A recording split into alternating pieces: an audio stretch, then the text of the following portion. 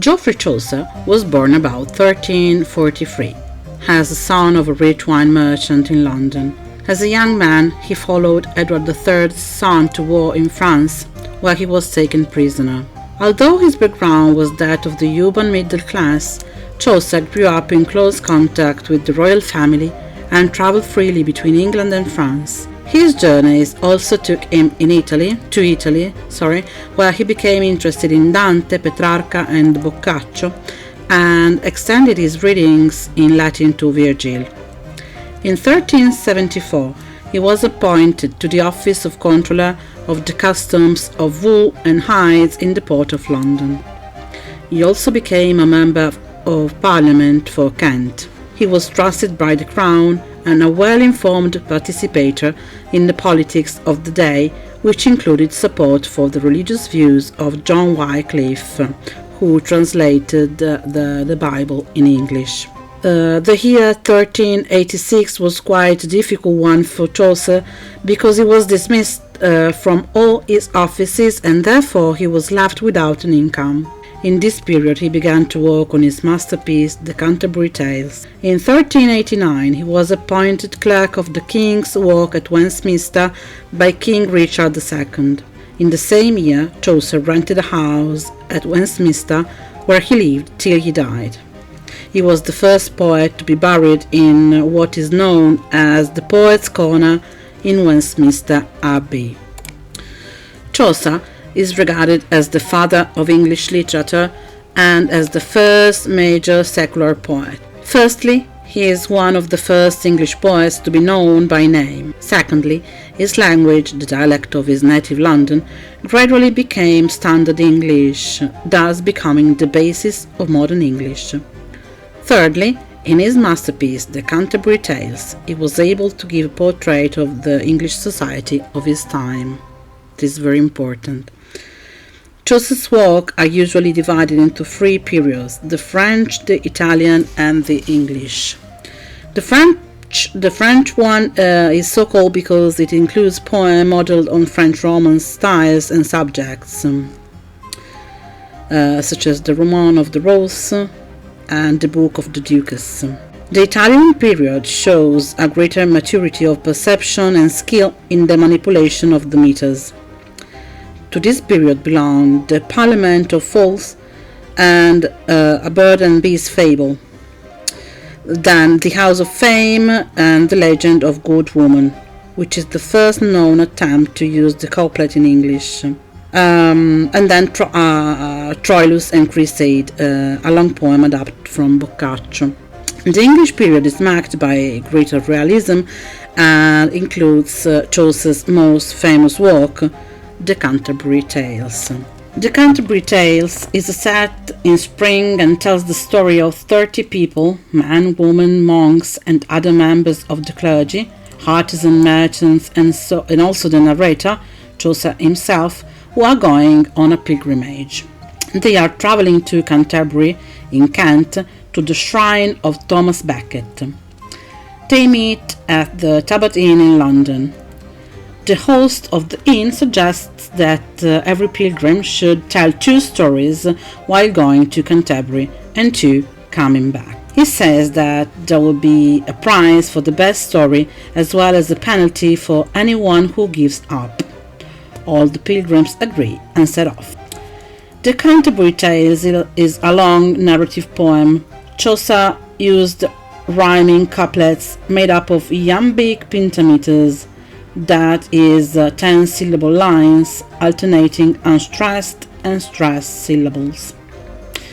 The work consists of a general prologue, where the pilgrims are introduced, and 24 tales. The tales are usually preceded by a prologue, which introduces the theme of the tale, and are sometimes followed by an epilogue. They are narrated by the different pilgrims, but the reporting pilgrim is Chaucer himself. He tells us directly or sometimes ironically what he sees and what he thinks about it.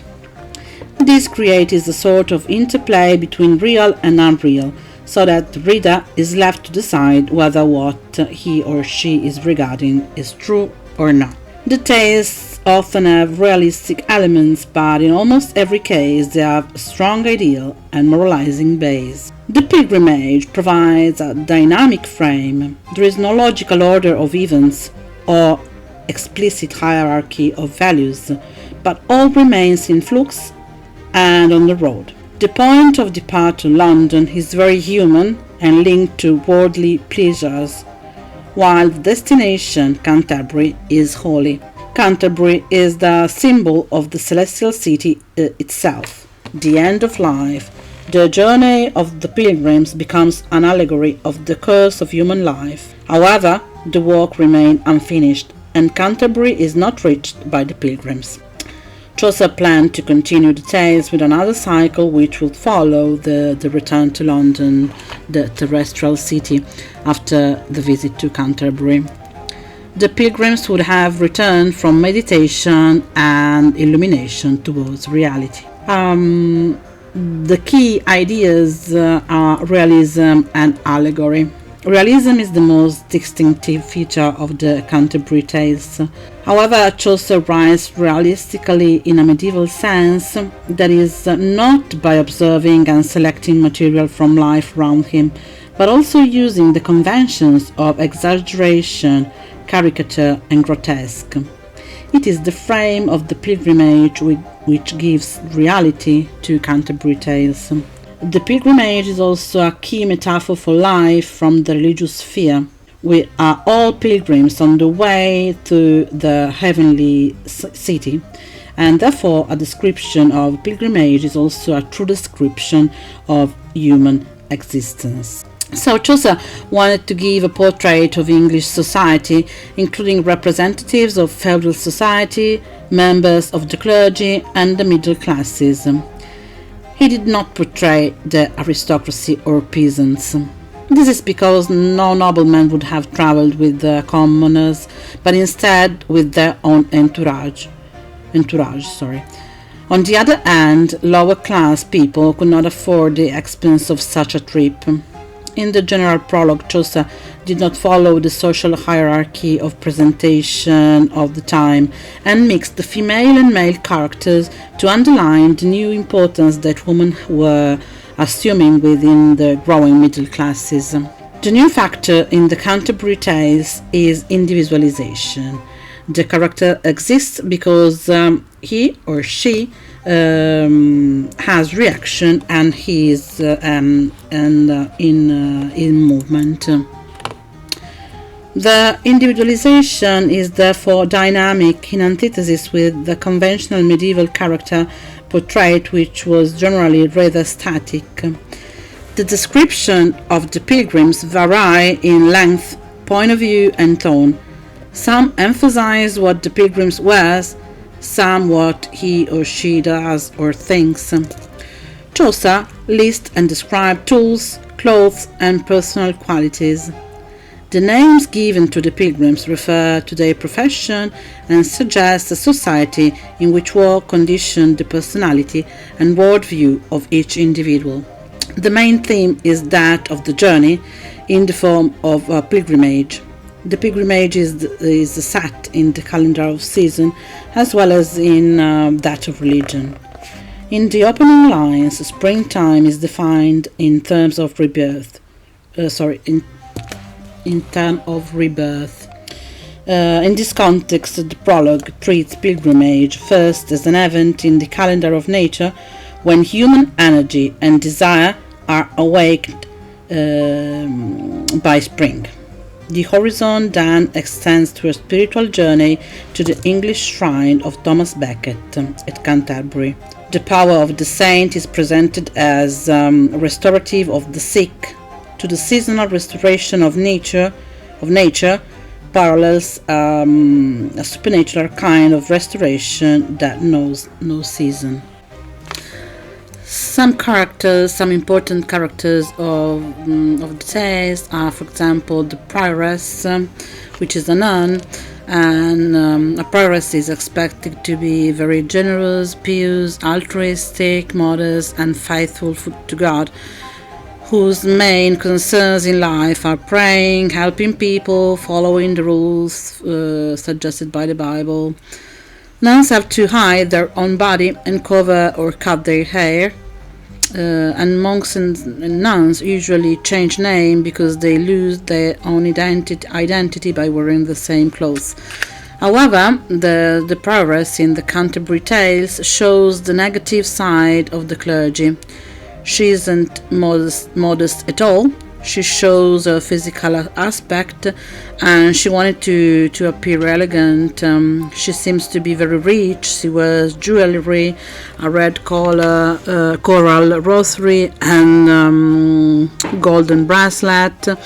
And in an age when common people usually ate brown bread, she eats white bread, which was really expensive.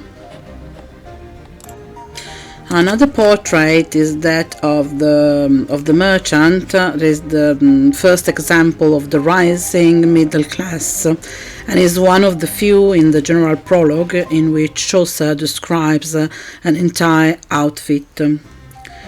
He is fashionable because he is wearing a colorful cloak, a Flemish beaver hat, and has a forked beard, all of which were current fashions at that time. He trades in furs and other clothes, mostly from Flanders. He constantly speaks of his profits.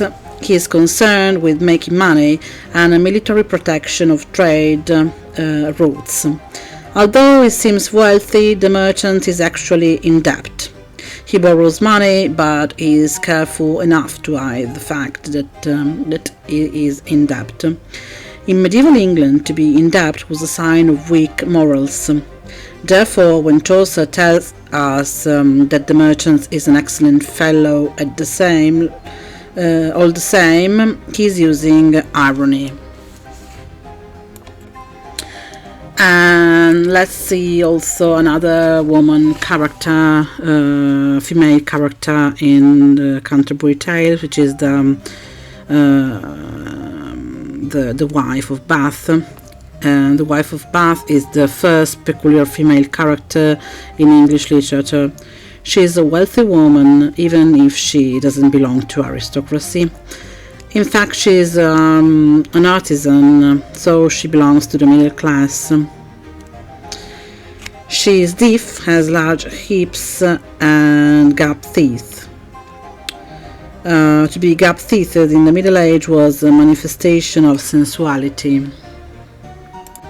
She's quite elegant. She was sometimes red, which is normally associated with sensuality. She also wears a mantle, heavy kerchief, and a big hat, and new shoes. She's friendly, cheerful, and quite expert at love. She has had 5 husbands, which is a bit surprising because finding a suitable husband for a woman wasn't easy at all. She really enjoys going on pilgrimage. In fact, she has already been on several ones to Jerusalem, to Rome, Boulogne, St. James of Compostela, and so on. In conclusion, the Canterbury Tales is a collection of stories written in Middle English by Geoffrey Chaucer. The themes of the tales vary and include topics such as courtly love, treachery, and avarice. The genres also vary and include romance, sermon, beast fable, and the language is mostly updated. If you want, you can listen to a selection of tales published by Penguin Books, and you have the links in the description. Enjoy and goodbye.